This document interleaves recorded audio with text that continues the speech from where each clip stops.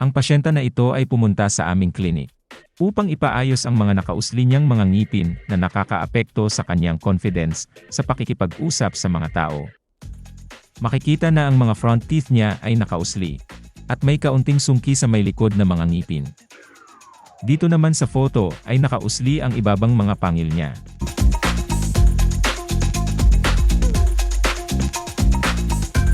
Ito naman ang photo ng mukha niya na nakangiti. Lateral photo niya. Ito naman ang semi-lateral photo. Ito naman ang cephalometric X-ray findings. Napaka-importante na meron cephalometric X-ray. Ito ang magsasabi kung gaano kausli ang mga front teeth ng isang kaso. Kung wala kayo nitong X-ray ay dinadaan sa tsamba lamang ang pag-correct ng problema ng mga ngipin. Ayon sa X-ray na pinapakita, ay hindi normal ang pagkakausli ng mga upper and lower front teeth ng kaso na ito. Ang upper lower jaw naman niya ay masyado nakabukas ang angulo. Importante ang mga impormasyon na ito para sa matagumpay na pag-correct ng kaso na ganito. Kaya kung walang X-ray ay hindi masosolusyonan ang mga nakatagong problema. Ang panoramic X-ray ay nagpapakita na mayroon siyang 32 na ngipin. Mayroon siyang 4 na wisdom tooth at pwede ng mga ito na itulak ang mga ngipin niya sa harapan. Ang aking plano ay gumamit ng ESSW brackets. Ikalawa ay alisin ang upper first premolars at lower first premolars para magkaroon ng space. Pang-4 ay paatrasin ang upper and lower front teeth niya, at ikalima ay ma-achieve ang ideal overjet and overbite at makorek ang mga sungki na mga ngipin. Dito ay inalis na ang first premolars niya. Ganon din ang inalis sa right side niya.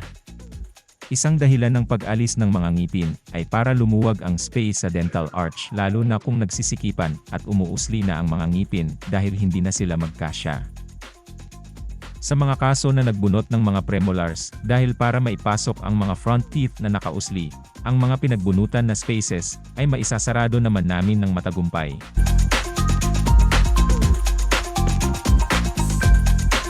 Sa sitwasyon na ito, ang sobrang pagkausli ng front teeth ay naayos na. Ang space ng pinagbunutan ng ngipin ay naisara na.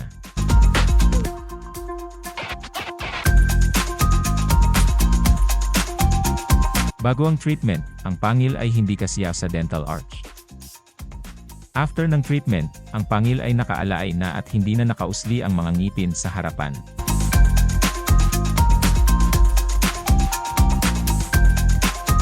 Ito ang mga resulta ng kaso bago simulan ang treatment, at ang resulta pagkatapos ng treatment.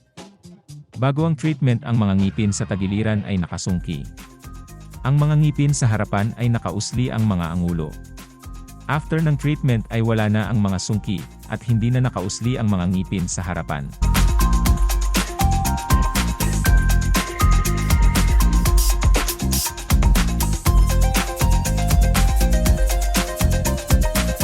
After treatment, ang pasyente ay confident na ngumiti at masayang-masaya na siya.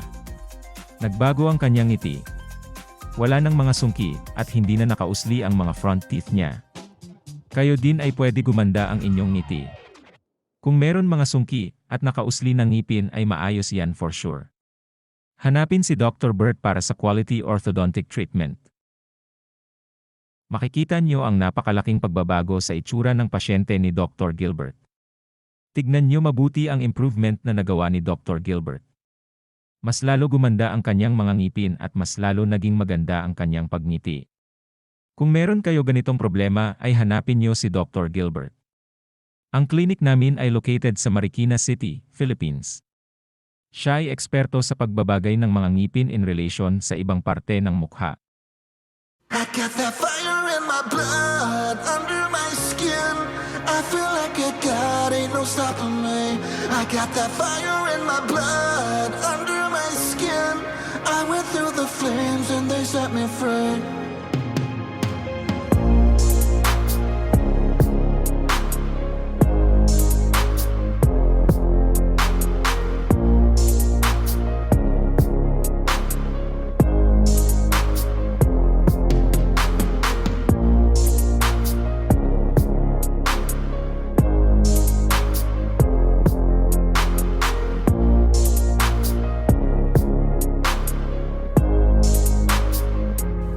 that fire in my blood, under my skin.